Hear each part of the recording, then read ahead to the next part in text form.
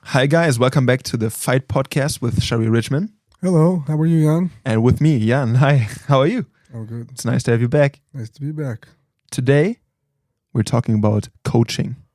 Coaching? I've heard this story. I don't know whether it's true, but I've heard that even your neighbors in Jerusalem call you coach. Is that true? Yes. Yes, it is true. It's true also when I go shopping. People just randomly call you coach? Coach, yeah. Do you have a shirt on that says coach? Is it like, how does it establish itself that well? I don't know how it happened. It's just a random thing that happened. So you're the coach. Even in your even in not coachees with not coachees. Not with everybody. Not with everybody, but close to. Yeah.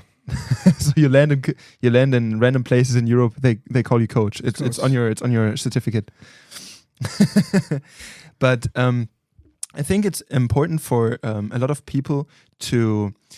I've had this struggle in the past between understanding the demands are different for someone who wants to become a proper fighter and someone who wants to become a proper coach.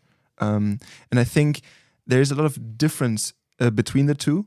And starting off, or like starting to distinguish this, how much of a fighter do you think a coach needs to be able to coach someone? Do you think someone has to be a top competitor to be a good coach? No, he doesn't. But he should obviously be a genius in fighting.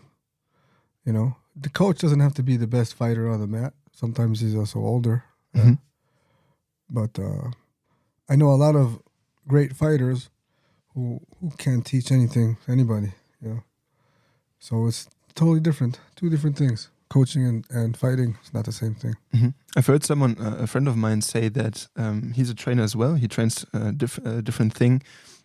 He trains golf at like a national level, and his approach to it is if his students don't become better than him at some point, then he's not a good coach to them. That's its approach. How do you see that? I don't know about that. I think a coach needs to know how to approach every student, and every student is different. Mm-hmm. So it's not the same approach that will work for one individual and the same for the second individual. So I think a coach needs to know how to find that and how to work that out. Mm-hmm. And if you have a class with multiple students, if you have like a class with 6, 12, whatever, 15 students. Then you don't have to know how to give a class. Mm-hmm. But I think that's also part of it. Giving a class, I give classes. Well, we have different levels, of course. And so we have advanced class or beginner's class. But in all the classes, even in the advanced or beginners, there's different levels on the mat. Mm-hmm. Or they give a seminar somewhere around the world. There's very advanced people who come, and then there's beginners who come. Mm-hmm. But I always try to make sure everybody learns something new. And how is it different to teach a class of multiple people than just one or two people?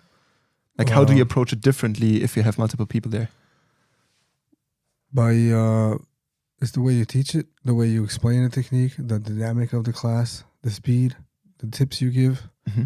When it's one-on-one or two people and much more personal, it's easier to go with specific their needs, you know. To react to their needs, not just to build the class. Yeah, exactly. Because I've seen you having, especially with the ICCS program, you have classes pre-built for instructors.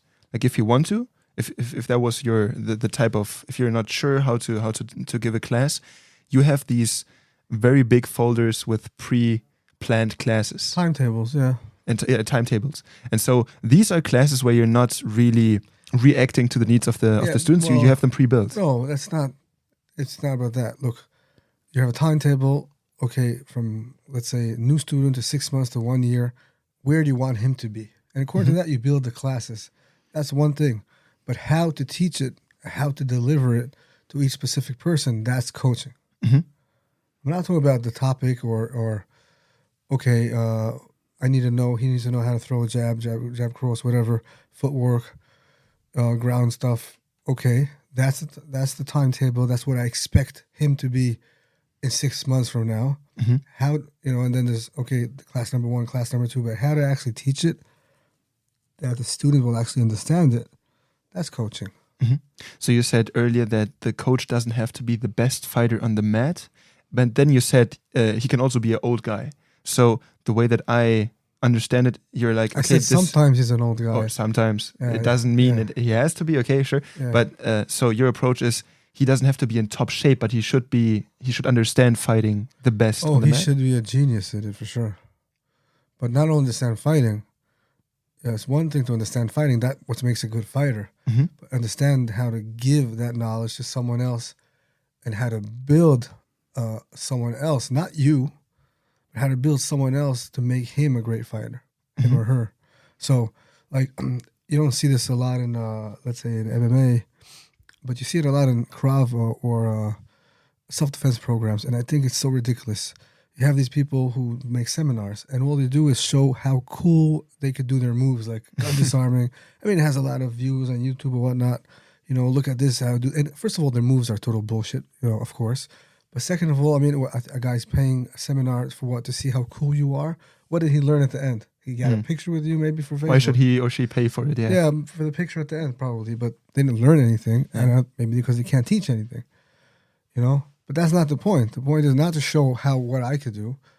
I already did what I could do. Now it's my turn to show you what you could do and to help you get what you want to get doing, you know? So I make sure if I do a seminar, everybody comes out with something new.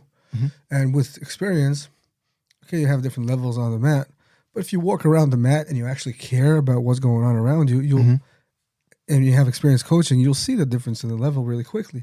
Just from the first drill, shadow boxing drill, you already see more or less level of people. So you might do like something to scan the level first. Exactly, and then you might give you show the technique, and then you walk around, you give people specific tips for what they need. You know, someone is good with one tip, someone at a higher level good with another tip. But everybody could always learn something, and you know, people say, how do you separate beginners from advanced?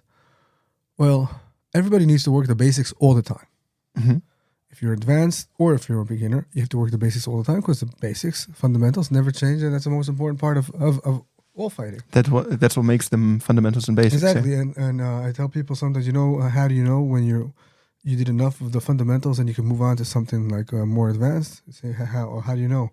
Well, when you get to a point when all you want to do is basics, then you know that you can move on. Because a lot of people say, hey, show me the cool stuff. You know, or show me this choke, or I don't even know the names that people have today for different things. I don't really care about that stuff.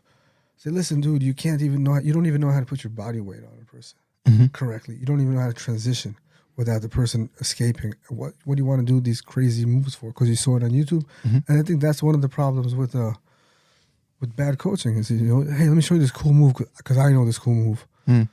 Let me show you how cool I am. Yeah, but okay, it's a cool move. The guy can't even walk yet. What is it going to help him? Yeah.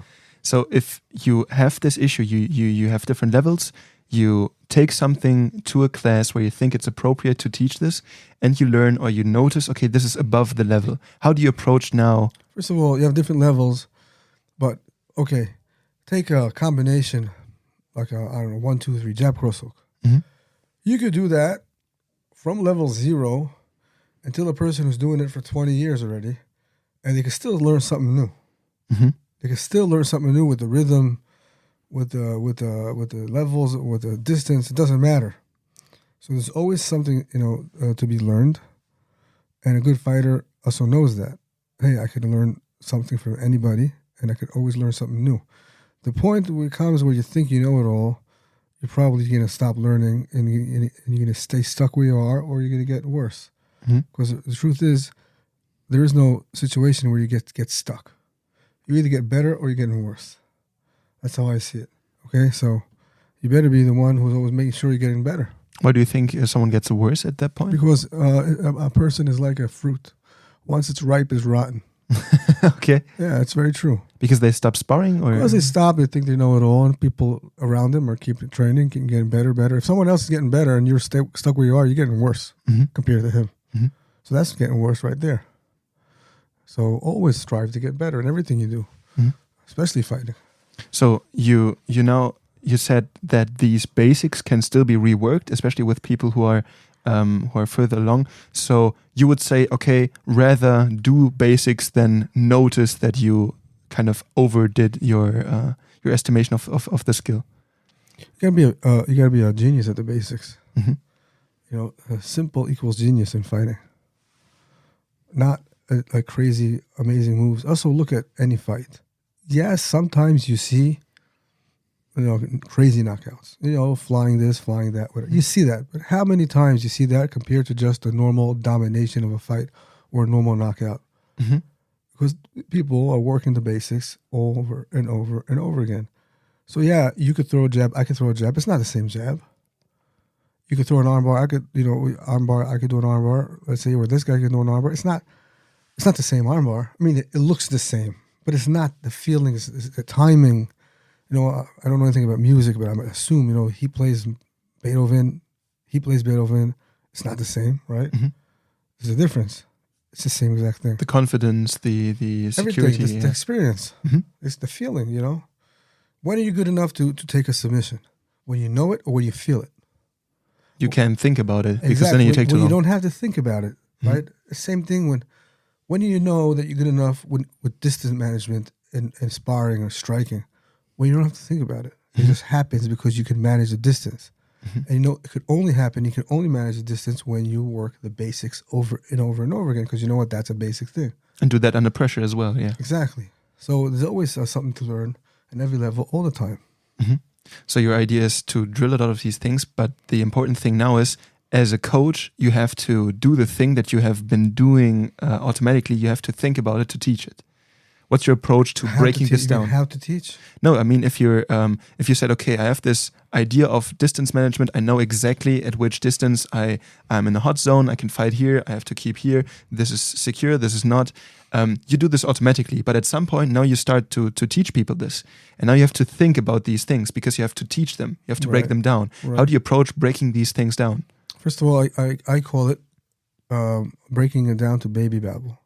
So you break it down to the most simple way you could actually think about it. Because mm-hmm. sometimes a person, a coach, or any athlete of the sport, especially martial arts, if he does it for a long time, to him it comes really easy.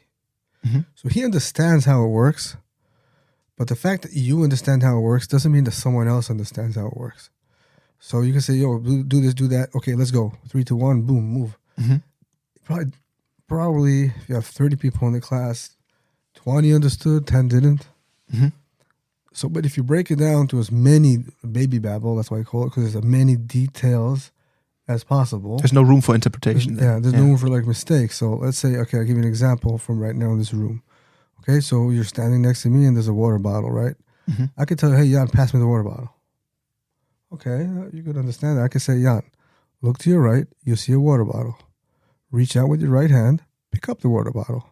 Turn to me, towards your left. Okay, hand me the water bottle. So that there's no room for a mistake. Mm-hmm. You see, that's how you should be teaching. Especially beginners at first, right? Of course, mm-hmm. advanced people, you know that they know. If you know that they know, get to know your students, obviously. If you know that they know, you go really fast. It's a lot of Especially fun. If you taught them before, yeah. Exactly, because you know their ability, you know they understand. If it's something new, you'll stay on it for longer. But if mm-hmm. it's not something new, but it's just a new approach of looking at something, or a new, but it's already off of the old move. So yeah, just go fast. Mm-hmm. You don't have to break it down because you already know. But beginners, got to break it down.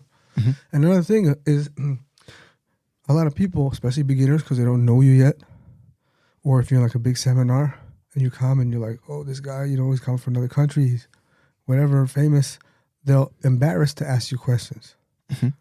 right? So even if you end and you say, hey, anybody have any questions? They're just embarrassed to say, I didn't understand. So you break it down to the most simple as possible, bigger chance they'll understand. So even asking the question won't really reveal if there's still room left for the only thing that would reveal if there's room left is by having them practice. Mm-hmm. Okay, you should watch them. Yeah, watch them. If they got it wrong, then a good chance you taught it wrong. Mm-hmm. So let's say one guy got it wrong, maybe he didn't understand. Second guy got it wrong. But if you see 3 people repeating the same mistake, so as a coach, it was your mistake when you were explaining it. Mm-hmm. So stop the class. You don't have to repeat the whole technique, but just repeat that little part where they made the mistake. And it happens all the time. It happens to me too all the time. So just, put a little detail on that, a little emphasis on whatever that mistake was. Okay, keep going. Let's keep working. Yeah, I think especially in these where there's a lot of technique, it's very dangerous for people with this ego issue because there's a lot of room for claiming, okay, this is not my fault, or even further, you can get away with not being able to perform the technique yourself because you're like, it just doesn't work because you're not me. And this is where this is the That's what I was difference saying between before. I could show, hey, look, I could do this, I could do this, I could do this. Yeah, but I'm not you, right? What works for me, not necessarily going to work for someone else. I realize that. Personally, I'm, I was lucky enough to be born. This is true, very strong physically. I think that every time, at least as far as I can remember, every time I grappled someone, I was always physically the stronger person. And that's when I was a child and they were much older. But I don't remember, since I'm a teenager, pretty much, I don't remember one time in my life, I don't remember grappling a person who was physically, there's a lot of people who were technically better than me, yeah. But physically stronger than me, I don't remember that maybe once or twice. I can't remember. If it happened, I don't remember. You taught this. So I could get away with stuff that I do. I could allow myself stuff because I understand body mechanics and I could rely on strength too. It's not a bad thing. Once you understand body mechanics, it's a good thing.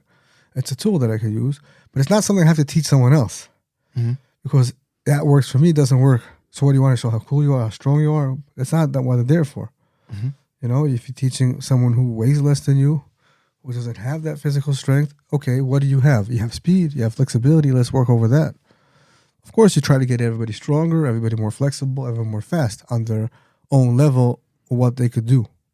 But a person who is born so fast, so explosive, chances are you can work all your life, you're not going to be as fast, as explosive as him. If he trains, or if he doesn't train, he becomes a couch potato. That's his problem. But people who train. But you could be much faster and much more explosive than you were at the beginning. And then you have your advantages over him, for sure. It could be your size, it could be your reach, it could be your intelligence. And the coach has to find that and make a plan for you as a person. I would make you the best fighter I could make.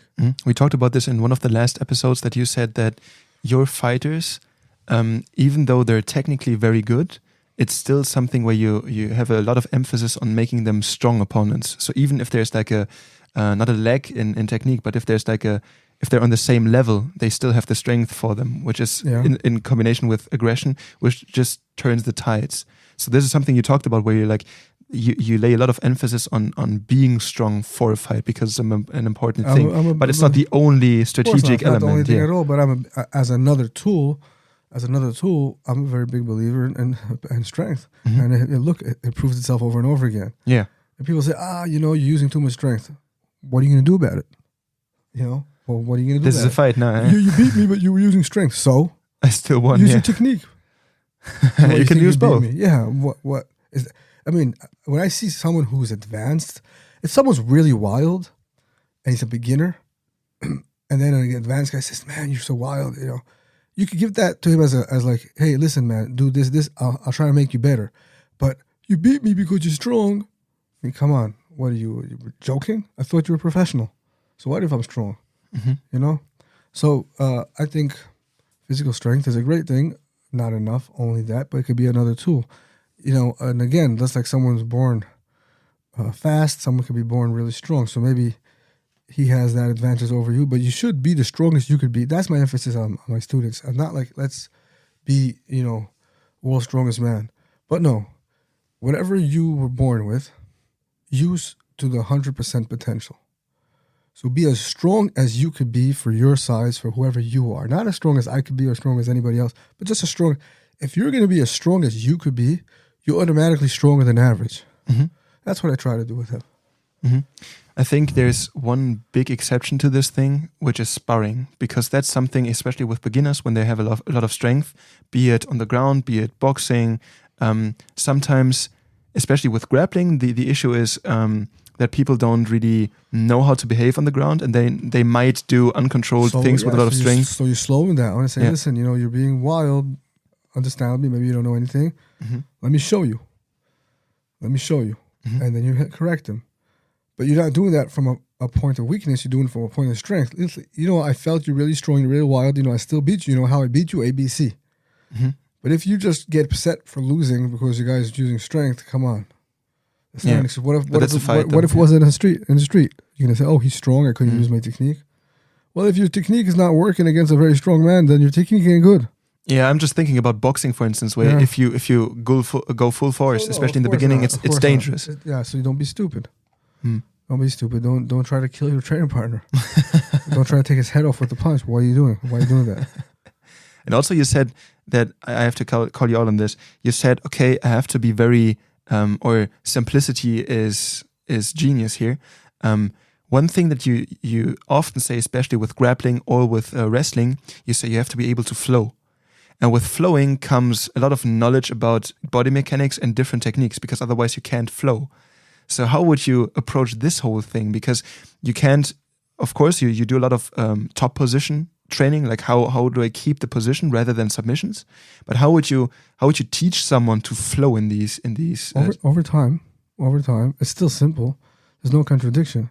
Mm-hmm. Simple doesn't mean short. I never said short bridge version. I never said that. I said simple. Right? The flowing is relatively simple once you have a good coach to explain it to you. Mm-hmm. Right? Okay, you're trying to do one move. He's resisting 100%. He doesn't let you do that move. So instead of, fighting fire with fire, so you use water, be water, and just move on to something. That's flowing. Yeah. It's still simple. So it's about the concept of flow, not being able to flow between these different positions. Being able to flow. The idea of flowing. It's about being able to flow, and it's for it's training. It's not that it's not that you learn it in a week, but the concept is simple. Just have someone show it to you correctly. No one says short versions of anything don't work. You just said be like water. I've noticed this thing especially with coaches. I said it because it's a famous. No. I mean, but I noticed this weird trend with people who teach fighting, where they always talk about cups and waters. I don't talk about cups and water. Wait. It's like liquid here, and cup is half full, and the cup is too full, and whatever. I have to keep this out. I don't know what kind of instructors you. Where does this come from? I don't know what kind of instructors you meet. I've never heard anybody say that.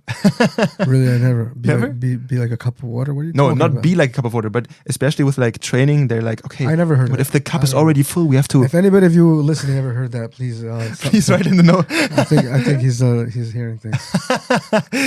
I've just noticed the trend. I'm not saying that it's the correct thing to do, but especially with coaching, they're like, yeah, you have to drop all of the water out of the cup so you can refill it with the good water. And it's like this whole thing where they have this metaphor. I've heard this a lot of times. Okay, so I don't know where you're going. So if we talk about coaching, what do you think makes a good coach a genius coach? What should a coach look to improve on his part? A good coach is one who's able to show someone. Well, first of all, go down to the level of the student, see it through his eyes, through the student's eyes, not through your eyes as whoever or how much experience you have. So go down on the level means to approach it from an angle without try to see it as the student sees it. Mm-hmm. Try to understand the body, the mechanics of the student you're teaching, what will work, what will not work for him, and then work from there. That's a really good coach. And of course, caring a lot about your students is also a good coach. Mm-hmm. Now, no room for ego or anything. You put your students first, their needs, not how cool I could be. All those that will make a good coach. Mm-hmm. And if you look at a group of, let's say, 12 people, you teach them something, but then there's these things where you notice these kind of things just work for someone who's a taller person or someone who's shorter, but you have a course that's not only different in skill, but also in shape.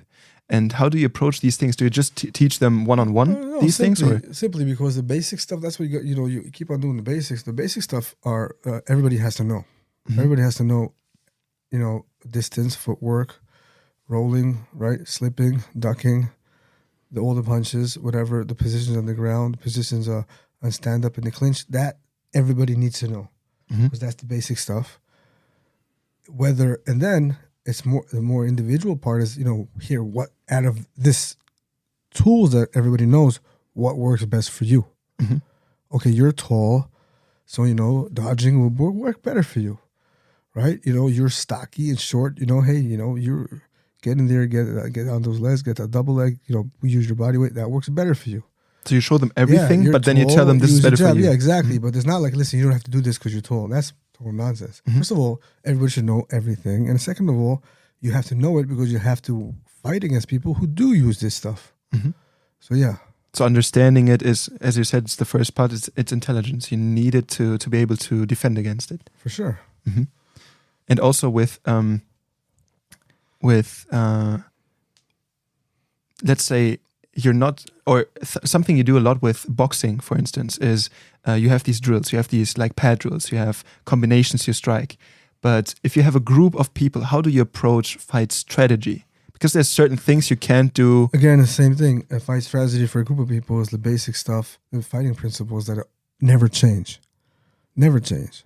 So it fits everybody. Aggression, right distance, snapping a punch, head movement, body movement, leg work, body weight. All those stuff don't change for anybody. Mm-hmm. Then out of that, listen, people will pick what everybody has a go-to move. Right? You know what I mean? Like everybody has a move that they like to do. If I would ask you, okay, hey, right, you do a lot of ground fighting. Okay, out of all the positions, let me ask you a question. Out of all the submissions, what's the one you like to do most? Out of submissions? Yeah, out of submissions on the ground. What's the one what's your favorite?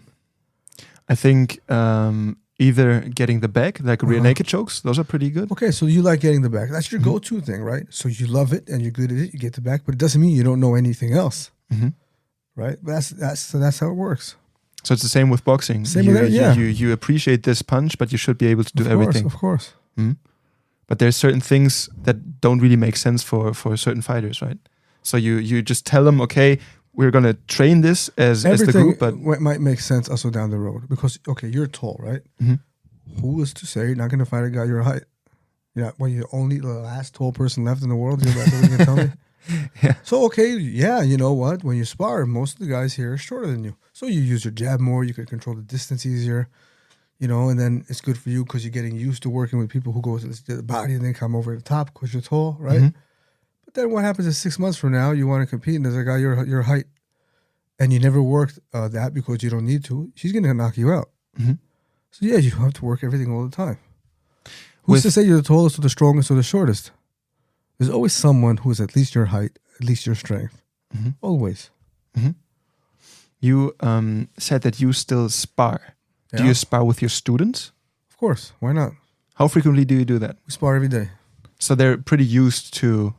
Do you fight with a very low pressure? Do you do hard sparring? What's the goal with this? I'm not a big believer in hard sparring. Mm-hmm. Sometimes it goes a little harder because boys will be boys, but... Sparring is just it's something you have to keep it sharp all the time. Mm-hmm. If you don't do, it's like cottage cheese. It spoils if you stop. You have to spar all the time. You have to stay sharp. So like it's mostly technical sparring, right? Shooting is the same thing. You have to shoot all the time. Stay sharp. Yeah, it's technical sparring. Mm-hmm. Sometimes it can get a little harder. How competitor people could be. Mm-hmm. But normally, no. It's just about consistency. Sparring. Every single day. There's not a day goes by that's not sparring in the gym. Mm-hmm. And you just said for ground fighting, for instance, you had the solution where you said, okay, I can still beat you like this, but I would show you how to approach this more technically. And especially when you have beginners in for striking boxing class. So it very, very much depends because it could be dangerous. Mm. If I feel that someone's being dangerous, I'm not telling anybody how to do their stuff, but sometimes, a warning shot would go out, but usually towards the body. Mm-hmm. Like, hey, boom, breathe, relax. There you go. Sit out for a few minutes. But that's how we do it. I'm not saying how other people should do it, Mm-hmm. And then, hey, you're going hard, you got to go a little easier. Mm-hmm. But getting pissed off at someone, if you're advanced and then you get pissed off at someone who's going hard and he's a beginner, then you're doing it wrong. Because he's not really threatening you, is he? Say, man, take it easy. Take it easy. Go slower. And if he doesn't want to take it easy, he's not being an asshole. He's just nervous. If he's being an asshole, okay, so hit him. But this usually is not the case. It's the guy's nervous. Mm-hmm. So if you're good, you can't weather the storm. Of course you could. So there's a difference between people doing that out of ego to be like, okay, I've hit the instructor, and then there's people who are just nervous and they react. I've never had someone in my gym who tried to hit me out of ego to say you could hit the instructor. I've never had that. Mm-hmm. I know beginners can get nervous. If you and you know what happens, you get hit and your ego is like, oh, he hit me. I have to hit him back harder Because I'm an instructor. Well, you're a bad instructor. You're a very bad instructor. Mm-hmm. If a guy tries to hurt you, he's not your student, obviously. He's someone from the outside, so hurt him. But your student's trying to hurt you, I don't see that. I don't something went wrong in your class if that happens. Mm-hmm. I've seen that happen, but those people usually you just kick them out afterwards. But it's still something where, especially when they train with some of your students as well, and you see that there's this ego issue, and they start sparring more harder because there's this idea of I have to protect my ego. I was just hit or something. That's something that is dangerous to the students as well. So it's ridiculous in my eyes. You just got hit. Well, good, learn from it. Mm-hmm. I spar, like we say, I spar every day. There's not a day that goes by where I don't get hit. Mm-hmm. Of course you get hit. Okay, then think about why you got hit and fix it. The guy's hitting you. He's doing you a favor by hitting you. Mm-hmm. He's showing you your weak points where you're open. So, well, if you don't get hit ever, either you're working with people who are way, way, way lower than your level, and then you're getting worse, like we said in the beginning. Okay, or you're not really sparring. I say spar hard, we spar light. But of course you're going to get hit. Mm-hmm. It's part of the fun. And for being able to give this personalized feedback that we talked about now, what do you think is like a size of a class that you think is appropriate to be able to do that? For one instructor? For one instructor, yeah. One instructor, depending on his experience. Mm-hmm. A beginner instructor, I would say 10 to 15 people. Mm-hmm. An advanced instructor, you could handle 30 people. Mm-hmm. If you know how to structure a class, if you know how to put them in the classroom as pairs, as partners, if you know how to do that, and you know where to stand, it's called instructor's position, you could easily control 30 people. Mm-hmm. I've done way more than that.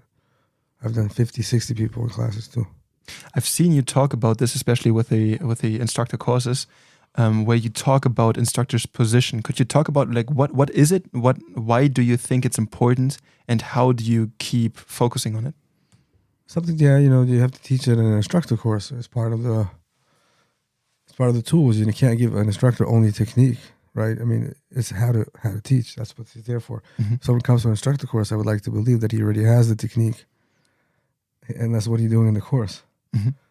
But no, it's how to teach. And part of how to teach is instructor's position, where he's supposed to stand, how his voice is supposed to be, how to set up the class in front of you. I mean, how to position the students, how to explain the technique, how to treat students. All those things go into that instructor's position class. Mm-hmm. Also, there's a responsibility that you have. I've heard you talk about how to check for injuries. That's the thing you have to do very commonly, because either in the beginning of the class to check if there's people who are injured, you have to keep an eye out for these kind of things, right. And also in between, because someone might get injured during an exercise. Well, with experience, you get to identify injuries pretty quick. Mm-hmm. Yeah. So you can see this is a dangerous thing, or you can just see, okay, this hurts. This is something we have to look. The thing is, everything that goes on in your classroom is it's your responsibility. So if Mm-hmm. someone's hurt, you should definitely know about it. Mm-hmm.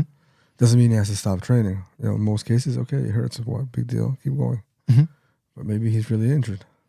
And you talked about the position of the coach, but also I think that's something where some fighters who just start teaching struggle with. How do you structure a class? Because if you just start being like, I've seen this a lot, especially with grappling, where you come in, they're like, okay, we'll do just some like jumping, some drilling to warm up, and then they just jump in. They just talk about, okay, there's this position, we just got caught here, okay, now we do these 3 options, and you're just in there. But that's not a way you can, especially someone who isn't used to that kind of rhythm, will be overwhelmed by that. How do you build a class? If it's an advanced class, Mm-hmm. so it's really easy, because you could actually jump in, because Mm-hmm. they know how to warm up. They know a lot of previous techniques, so they could jump in easy. But if Mm-hmm. it's a normal class, A beginner's class, for instance. beginner's class, I recommend you do what's called rehearsal and connection. That means if you have a main topic, whatever the main topic may be. So I'm assuming that the last week, if you're working with a structure, everybody should work with a structure. It's also easier for you as an instructor. Students like it more. and so it's all good. So rehearsal connection is basically connecting the last class to this class. So hey guys, last class we did boom, boom, boom. Review it. Even you don't even have to go. You don't have to break that down to baby babble, but you review it, and then you let them do it for like 10 minutes, even fast, and then go on to the main topic. You see that the main topic will be easier for them to understand, because what you think everybody remembers, you'd be surprised nobody remembers, because you do it every day, they do it once a week. It might be 7 days ago, yeah. And also, you think about it all the time. They don't. They think about Netflix, right, or whatever. And then also you might have a student who missed last class. So if you're in the middle of a topic and then he missed last class and you just go into the main topic, he might be missing an important detail. He might be missing an important principle for what you're doing now. But if you do rehearsal and connection, so even if he doesn't get it 100%, at least he saw what you did last class. He remembers the main principles. Okay, let's move forward. It'd be easier for you as an instructor to teach him. He'll become way more teachable that way. So it's important to kind of do a reevaluation of what you did, but like a more condensed one. It's like that's rehearsal and connection. If the main topic out of an hour and a half is 40 minutes or 35 minutes, for example, rehearsal and connection is 10 to 12 minutes.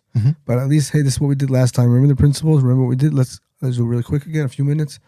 Whatever, you walk through the class, you see that they remember everything, like moving on. But then if a new guy come in, or a guy who missed last class, oh, that's the rehearsal. Okay, so we did that last week. Okay, so he doesn't have enough, the same amount of training time that people who came to class last week, but at least he didn't miss it, so he doesn't feel missed out, which is important. And then also, whatever you're going to teach now, is connected to that, it's going to be easier for you to teach.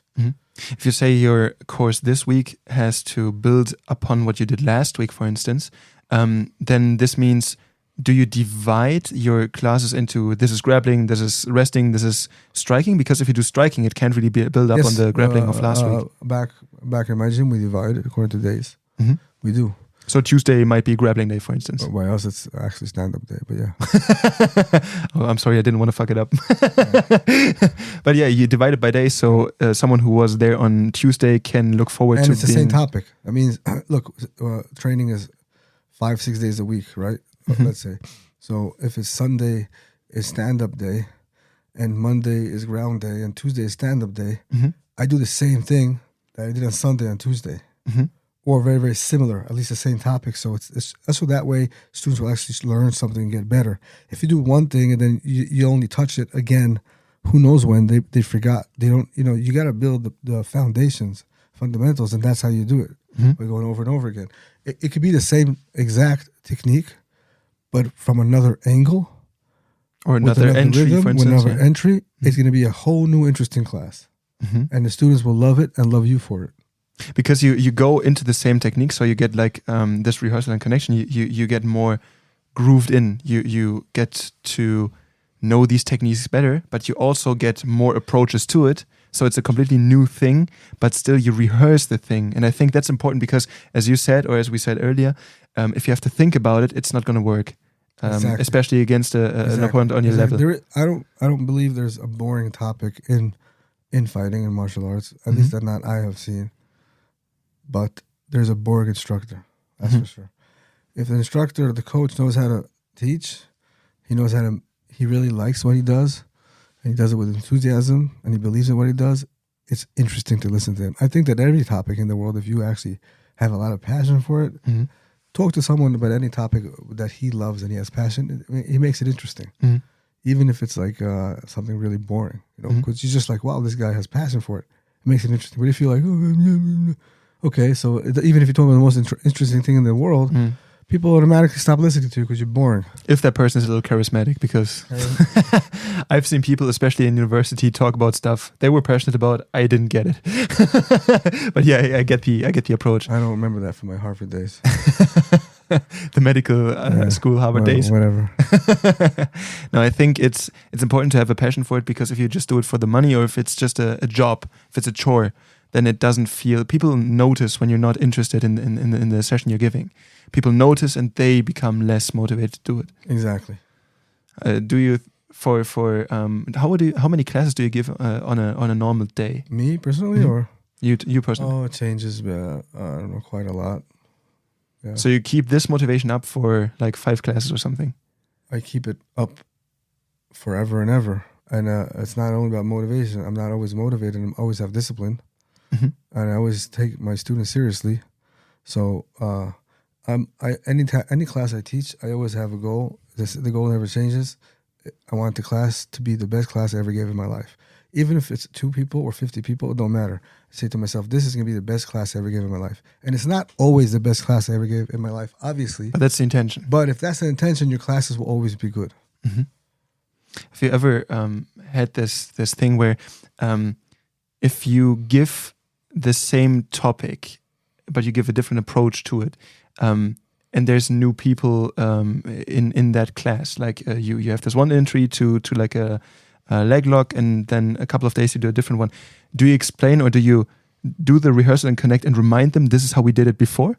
I do the rehearsal and connection, at least on the leg lock itself, as on the finished product, and at least on the principles of the leg lock or that specific one. It's just much easier to teach the next entry that way. Mm-hmm. So every time you go into these techniques, you also give like the context of when it makes sense to apply those and how different angles could be possible to land in one or the same technique. Yeah, and if you do it again with enthusiasm and you like what you do and the students like to listen to you, it's never boring. Mm-hmm.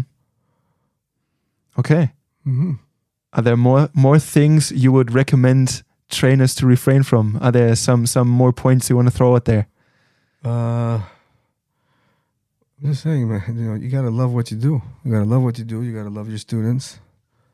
You gotta care, and you gotta go down and try to see it through their eyes. Not how, what a badass you are, but how he could do it or she could do it. Mm-hmm. And then you'll also understand how to give that person a kind of a personal way, So yeah. Okay, I think that's it. That's a good approach.